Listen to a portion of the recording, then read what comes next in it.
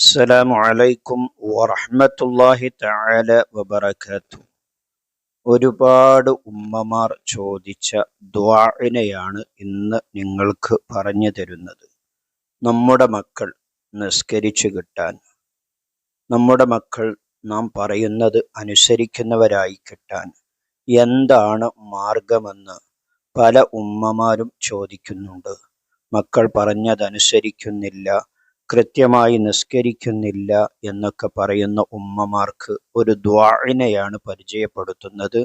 Video പൂർണ്ണമായും കാണുക. വീഡിയോയിൽ പറയുന്നത് പോലെ കൃത്യമായി ദുആ ചെയ്യുക. നിങ്ങൾക്ക് ഉപകാരപ്പെടും തീർച്ച.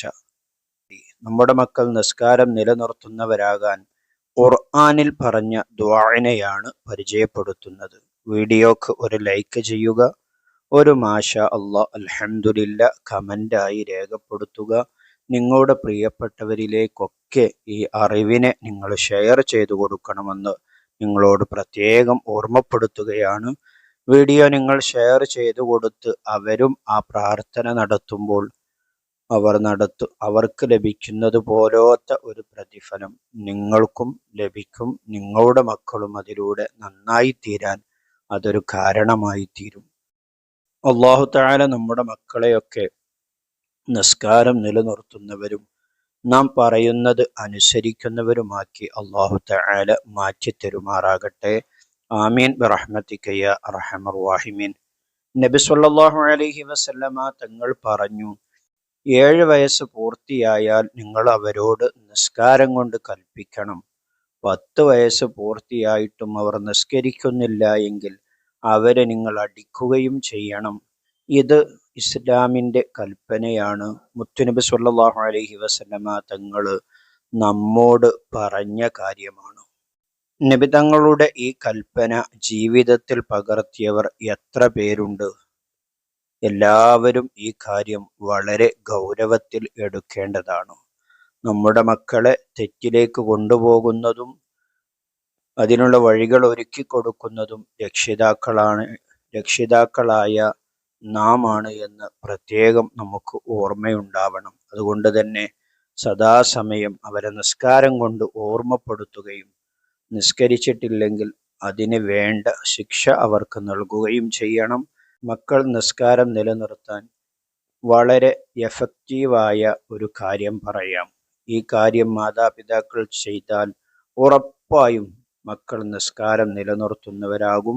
100% ഉറപ്പ് പറയാൻ കഴിയുന്ന ദുആഇനെയാണ് നിങ്ങൾക്ക് പറഞ്ഞു തരുന്നത്. ചെറുപ്പത്തിലെ നിസ്കരിക്കാൻ വേണ്ടി അവരെ കൊണ്ട് പ്രേരണ അവർക്ക് നൽകണം. പള്ളിയിലേക്ക് ചെറുപ്പത്തിലെ പറഞ്ഞയക്കുക. നമ്മുടെ വീടിൻ്റെ അടുത്തുള്ള പള്ളിയുമായി എങ്കിലും നമ്മുടെ കുട്ടികളെ ഒരു ബന്ധം സ്ഥാപിച്ചെടുക്കാൻ വേണ്ടി നാം ശ്രമിക്കണം. മഗ്‌രിബ് നിസ്കാരത്തിനെങ്കിലും കുട്ടികളെ നാം പള്ളിയിലേക്ക് അയക്കാൻ വേണ്ടി ശ്രമിക്കണം. അങ്ങനെയാവുമ്പോൾ അവർക്ക് പള്ളിയുമായി ഒരു ബന്ധമുണ്ടാകും. അതിലൂടെ അവർ കൃത്യമായി നിസ്കാരം നിലനിർത്തുന്നവരായി തീരാൻ അതൊരു കാരണമായി തീരും. നാമും നമ്മുടെ മക്കളും നിസ്കാരം നിലനിർത്താൻ നാം എപ്പോഴും ചൊല്ലേണ്ട ദുആ പറയാം. മഹാനായ ഇബ്രാഹിം നബി അലൈഹിസ്സലാമിൻ്റെ പ്രാർത്ഥനയാണിത്. റബ്ബി ജ്അൽനി മുഖീമസ്സലാത്തി വമിൻ ദുർരിയ്യതി റബ്ബനാ വതഖബ്ബൽ ദുആ. റബ്ബി ജ്അൽനി മുഖീമസ്സലാത്തി വമിൻ ദുർരിയ്യതി റബ്ബനാ വതഖബ്ബൽ ദുആ. റബ്ബി ജ്അൽനി മുഖീമസ്സലാത്തി വമിൻ ദുർരിയ്യതി റബ്ബനാ വതഖബ്ബൽ ദുആ. ഇതാണ് പ്രാർത്ഥന. പ്രാർത്ഥനയുടെ അർത്ഥം പറയാം. റബ്ബി ജ്അൽനി, എന്നെ നീ ആക്കേണമേ, മുഖീമസ്സലാത്തി, നമസ്കാരം മുറപ്രകാരം നിർവഹിക്കുന്നവനാക്കണമേ, വമിൻ ദുർരിയ്യതി, എൻ്റെ മക്കളെയും അപ്രകാരം നീ ആക്കണമേ, റബ്ബനാ വതഖബ്ബൽ ദുആ, ഞങ്ങളുടെ നാഥാ എൻ്റെ ഈ പ്രാർത്ഥന സ്വീകരിക്കണമേ. ഇതാണ് ദുആഇൻ്റെ അർത്ഥം. അപ്പോൾ അർത്ഥം അറിഞ്ഞ് ആത്മാർത്ഥമായി നാം ദുആ ചെയ്യുക. നമ്മുടെ മക്കൾ നന്നായി തീരും ഇൻഷാ അള്ളാഹ്.